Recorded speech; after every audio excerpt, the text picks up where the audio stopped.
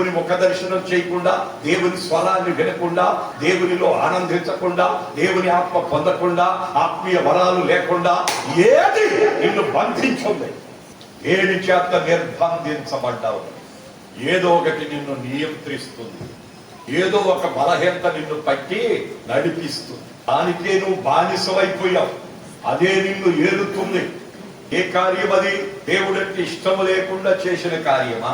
దేవుని సన్నిధి అంటే కోపాన్ని పుట్టించే కార్యమా? దేవుడంటేనే అసహించుకునే కార్యమా?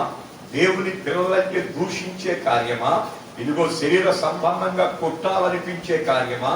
దేవుని పిల్లలంటే అవమానించాలి అనే ఒక ఉద్దేశంతో నిర్బంధించబడ్డావా? వారిని ఎదగకుండా చేయటానికి, వారిని ఫలింపకుండా చేయటానికి, భక్తిలో వారిని వేరుపారకుండా చేయటానికి ఏదో ఒక చేత నువ్వు నిర్బంధించబడ్డావు. అపవాది వశువులో నువ్వు ఉన్నావు. అపవాది నిన్ను పట్టేశాడు, ఏదో ఒక బలహీనత నీలో పెట్టేశాడు, అందులో నిన్ను కట్టేశాడు.